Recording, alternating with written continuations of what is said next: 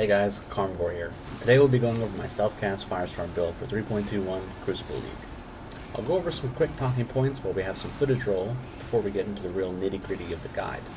And I'll do a small disclaimer, I'm definitely not the best build maker by any means, but this league I really wanted to push Firestorm further than I have in the past.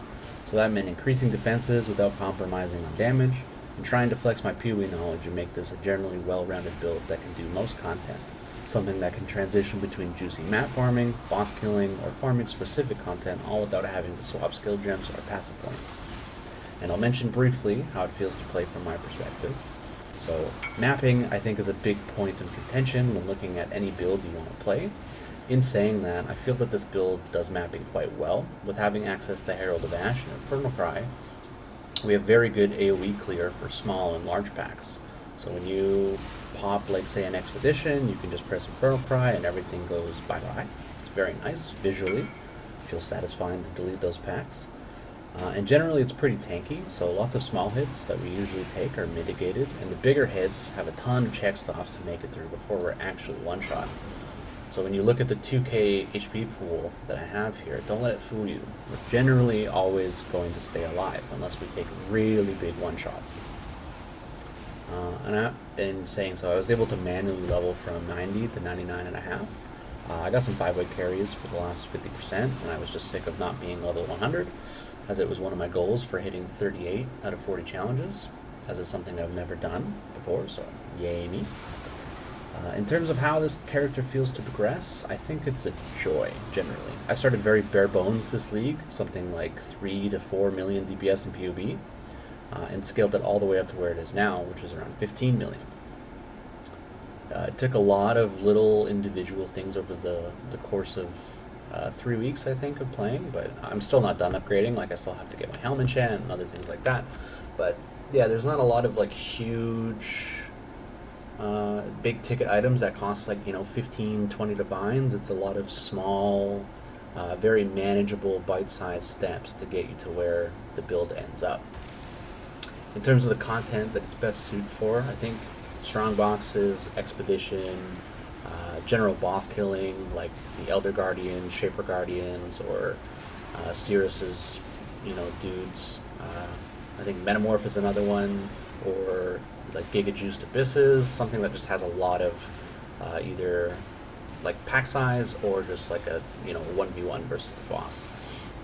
And like I said, I'm pushing 38 out of 40 challenges with it, so I believe it's all content viable, maybe minus Ubers. I haven't really gone into those fights with this build yet, since some of them can be pretty annoying, just even without like a super well-tailored build for Ubers and stuff. But yeah, I think you can pretty much throw this at anything at this point, and it'll do well. It can kind of do Crucible content, but I mean, like, those encounters are generally pretty scary anyways, even if you have like a crazy build. Those mobs can one-tap you pretty easily. We'll go over some quick cons. I think the biggest thing is definitely, I'm not sure about league starting as Firestorm.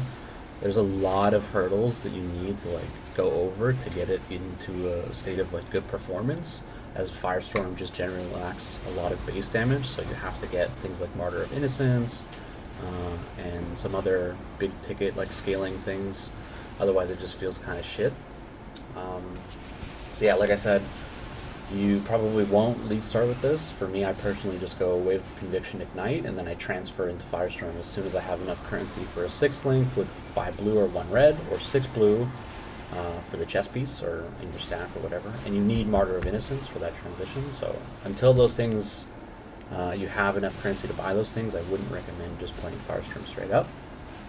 I think another con would be we're definitely vulnerable to one-taps. I think even some of the like tankier builds out there that have 200, 300k HP still suffer from one-shots, so my build's definitely no exception. And if you're choosing to play Firestorm and you decide to follow my build specifically, skimping out on any of the defenses that I have set up can definitely leave you more vulnerable to one-shots, and you may look at this and wonder why I built such a shit build. But generally just try and follow the PoB as close as possible. Another con would be potentially it's finicky to play if you're new to Firestorm. since there are a lot of things that you have to like kind of set up to get the damage to where it's supposed to be. Like we use Arcanist Brand, which applies Wave of Conviction, and then Assassin's Mark, and then I'm manually casting Inflammability, and then I'm using Infernal Cry, using my flasks, and then unloading my Firestorm. So on paper it seems like a lot, but the more that you play this build, the more comfortable you will become in that rotation. And for me, it's like something that I enjoy about the build specifically. Is there's a lot to do. It's very active.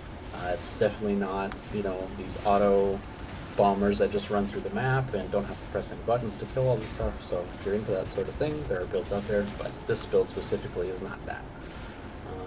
And another disclaimer, I guess, in the end, I made this build for myself, but since I like to share my knowledge of what I've discovered over the course of, I think, almost 2 years of playing Firestorm specifically, I want to get that to as many people as possible. So I tried to make this build and get it into a very healthy spot and alleviate the big annoyance of dying almost every other map, because I think my previous version only had like 40k EHP, so it was like super paper, but could one-shot things, so it was like cool. But now it's definitely like an actual build, so I'm happy to share that with you guys now. And when you're looking at the PoE and doing your own thing, if you want to kind of edit and stuff, you can cut back on EHP for more damage, or you can cut damage out for more EHP and just go whichever direction you want.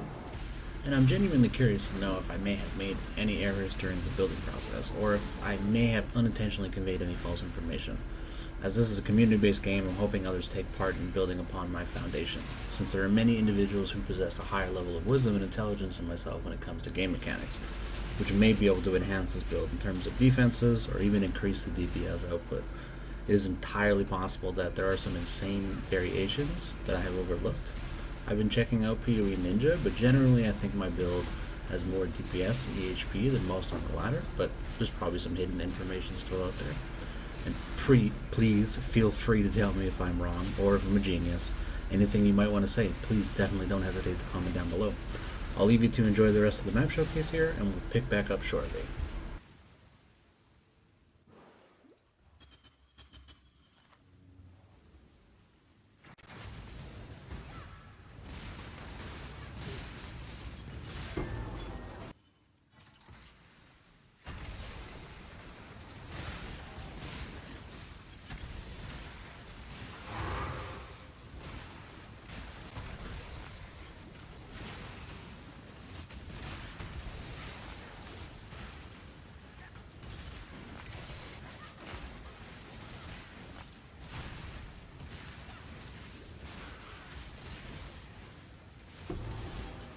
So we'll just keep going, and we'll look at all the other choices that I made with gearing and anything else like that. We'll start off with the Martyr of Innocence. This is like best in slot staff for Firestorm, with Battle Mage adding the extra fire flat to the spell, as well as increased fire damage. It just increases Firestorm's punch so much. So this is definitely the best in slot staff. Next up, we have the Devouring Diadem. This helm is just amazing. Before you get it, you will definitely have issues with like running a mana flask and all that other crap. So this solves a lot of our issues since we're using Mind Over Matter. This ES pool is now our mana, so technically we're taking hits from ES now. So it's just a very nice like double dipping of having the defensive layer, then actively solving some other issues. It has some Chaos Resistance on it, which is also nice since we're trying to get up to Chaos Res Cap. It also makes the auras that we stack in here a little bit better. And Feast of Flesh, surprisingly enough, like when you're mapping and stuff, if you take like a bunch of little hits, your ES can deplete like pretty frequently. Even though we have 2.1k, I mean, it still goes away if tons of enemies are hitting you and you're running into big packs and trying to get that off, the juicy Infernal Cry off. You can go quite low, but with Feast of Flesh, it'll just like recharge your entire ES pool basically for nothing every 5 seconds. So it's just a very, very good helm. Definitely something to push for as soon as you can get it. Next up, we have a pretty basic amulet with Whispers of Doom anointed for the double curse setup that we have. This amulet just has some increased spell damage, some critical strike multi, and then some has +1 for fire, and then some ink fire as a craft. So, I mean, this amulet is like okay, but you can definitely get something that's way better. I kind of settled early on when I got this and was like, okay, I'll just look for other pieces now. So we'll move on. Next up, we have our Circle of Anguish. This just has... this is a very nice ring for the build. It has increased fire damage, which we really love. It has Herald of Ash buff effect, which is just more damage for us. And then it has an increased fire damage implicit. There's probably better ones out there in the market right now. I think this was like a divine and a half when I bought it, but you know, it doesn't really need to be replaced once you get it, something like this, unless you really want to ball out and get something crazy for 30 divines that has like fire damage, increased damage, and maybe some other crazy crap on it. But you can probably just settle with something like this and not really, you know, miss too much DPS. Next up, we have our Val Regalia. This is a super high ES base. We're almost at 800 ES just on this piece alone. I ended up buying this for, I think, 4.5 divine at some point. I got pretty lucky, I think, because this is insanely high ES. Before, I was running this guy, which just has 550 ES, but this was self-crafted. I just threw it into the harvest block and hit Reforged Defense a bunch of times until I hit something good. Generally, I want to look for stun and block recovery since we are basically capped. I mean, we're 1% away from 100, so we're never taking like stunning hits, or we're never getting stun locked. Really, I mean, 1%, it may happen, but it's very seldom that it does. Yeah, just try and find something that has all of these, like any resistances you need fixed, stun and block recovery, high ES, since we want as much ES as possible for Mind Over Matter to be super effective. Next up, we have our ring. This I just spammed with Anger Essences until I hit a high fire damage roll, as well as like some... The all res is really nice on this ring. I don't really need it though, since I could have filled resistances another way. I just happened to hit that. It's got a decent life roll, like it has mana. Technically this ring is garbage for like, you know, final builds, and it could be improved significantly, but like I said, we're just trying to get the pieces together so that the build is functional, and then upgrade way later down the line, those big ticket upgrades. Something like this, you know, I think if you bought it, would be like maybe a divine, but it's fairly easy to craft yourself. Like I said, I just use Anger Essences. It took like maybe 15 tries or so to get this, so just keep spamming it and you'll probably hit it. Next up, we have our gloves. These gloves are pretty good. It's got 2 tier 1 resistances as well as chaos res. I bought these for like 2 divine. Before I was using these guys, pretty much the exact same, just lower chaos res roll, and it had some max life and armor on it. Ideally for the implicits, this second line, I think it's Searing Exarch, yeah, you want to get the 50% chance to unnerve, since when we cast our Firestorm, we have the 3 hits and then all these little subsequent hits, so generally we're always going to be unnerving the enemy, which is just more DPS for us. And then I stacked in some spell suppression, because it's just another defensive layer that we're trying to stack towards. Not capping it, of course, but just trying to get as much as we can. Next up, we have a belt that I crafted. I was just using some fossils. I was using Pristine and Scorched, and just using the 2 slot resonator, and I spammed this until I got something that was serviceable with some lightning resist. Actually, it was fire resistance when I crafted it, because it was mostly fire mods. And then you can just swap the resistances with harvest to whatever you really need, so don't worry about hitting like, you know, a fire roll or fire res roll when you don't really need it, because you can always change up the resistances later. Just look for increased fire damage and then the added fire damage against burning enemies, and keep going until you hit something good.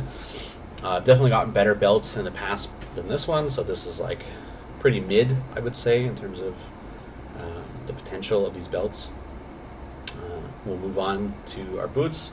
These ones I bought later down the line. I was running ones similar that had less chaos res, less like max life, but and way less stun and block recovery. So I was like, I think these were like 15% stun and block recovery. They were just like worse boots overall. I bought these for like 2 divine. Like I said, little upgrades. We're just doing little increased upgrades. Nothing crazy. We're not going for insane tailwind boots with elevated mods and all this crap that costs like 30-40 divines. You definitely can, but that's not what we're trying to do here. We're trying to make a functional build. I will look at the Hypnotic Eye Jewel that I got in here. It's just tons of flat damage, some max life, and yeah, that's basically all the mods we want for that, or any of these jewels really. Just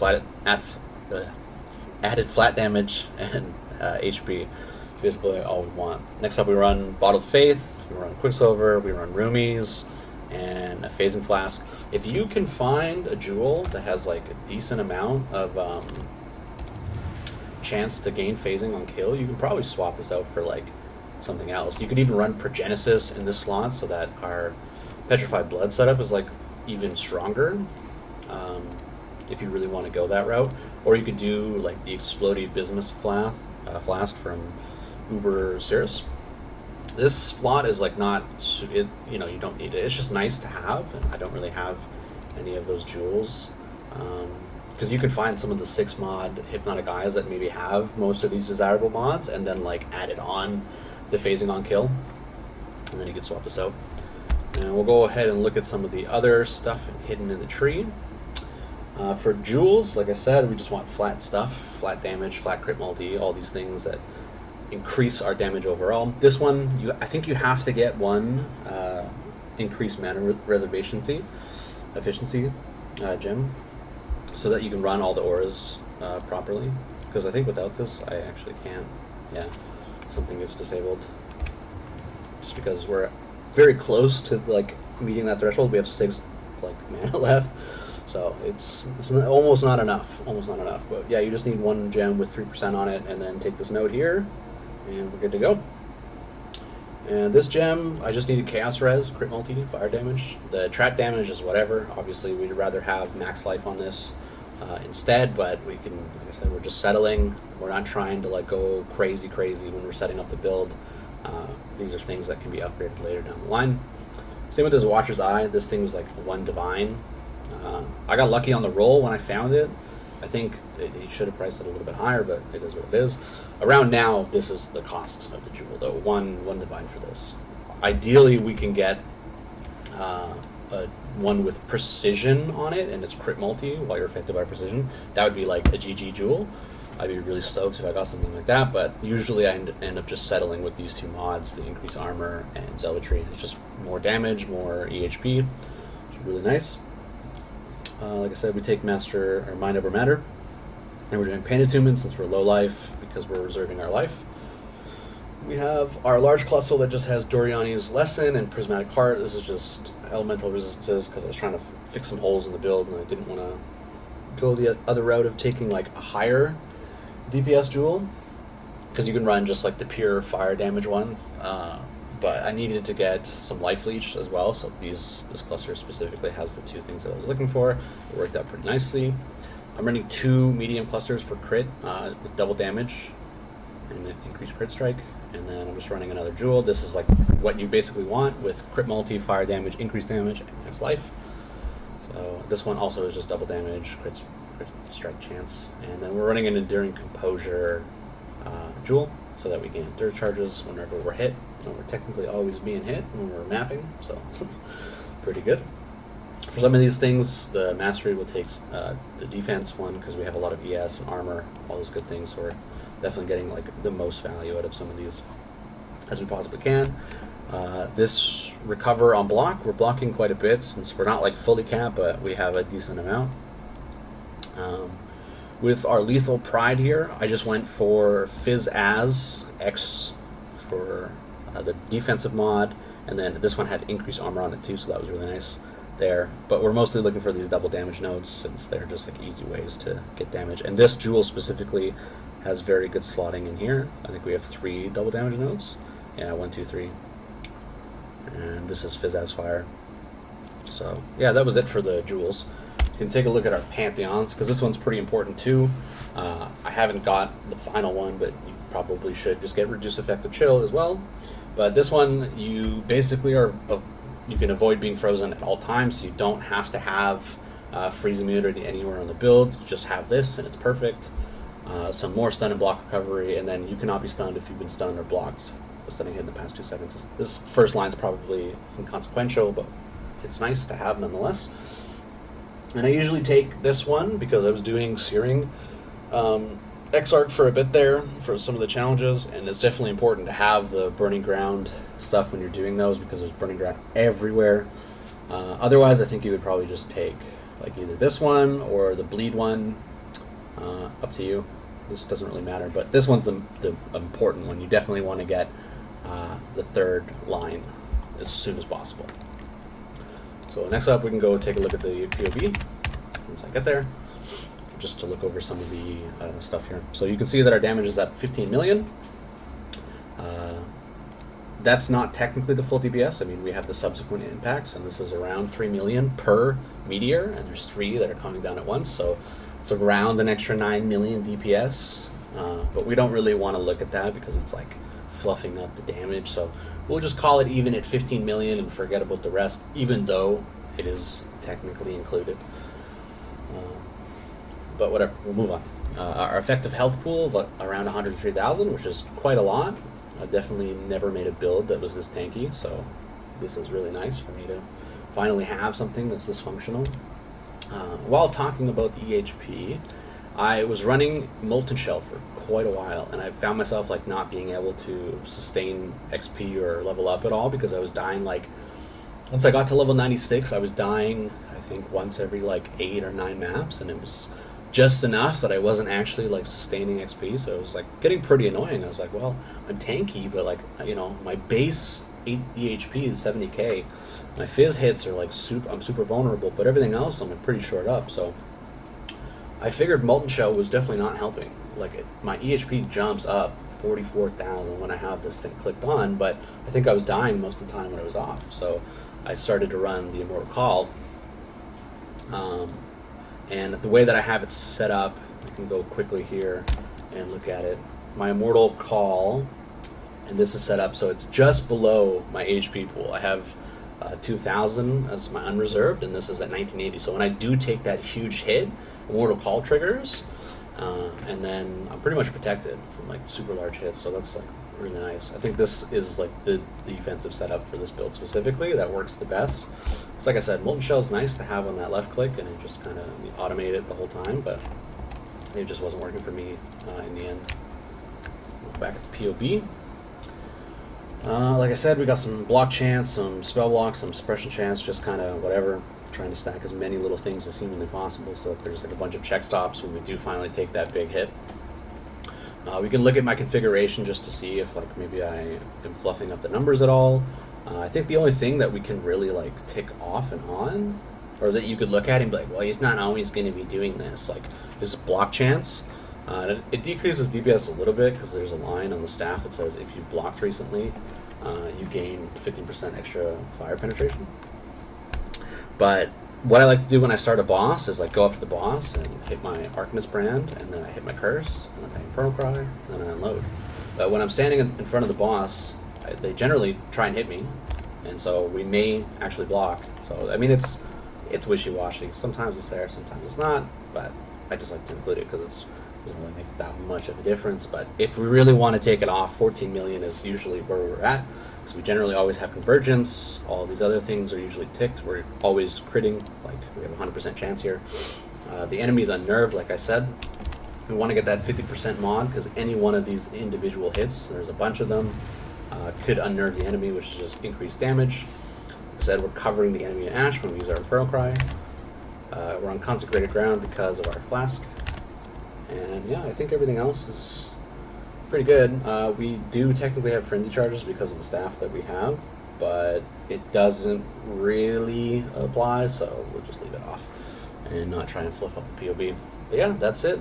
I really appreciate you guys checking out the video, and I hope you guys have fun with Firestorm if you do end up playing it. If not, then just thank you for watching the video and supporting and kind of being a part of the community and looking at build creators. If you are inspired to create builds from this video, then I implore you to keep pushing for it, because I've had so much fun trying to make Firestorm as good as it can be. I've had multiple characters throughout the course of me playing Firestorm that have been like, please fucking buff Firestorm, please do this, please do that with Firestorm, for my characters' names for quite some time, because there was a time when they released the Celestial MTX and I was like, oh my god, I need to play this. I need to play Firestorm. But it was just so bad initially. So I was like, okay, maybe I'll make a build. And I tried it, and then I got like maybe 6 million DPS, and I was like, oh, sick. And then I kept pushing league after league after league after league, and now like 2 years later, we finally have this like very nice juiced version of Firestorm, at least in my opinion. Catch you guys in the next one. Thanks for tuning in. Take care.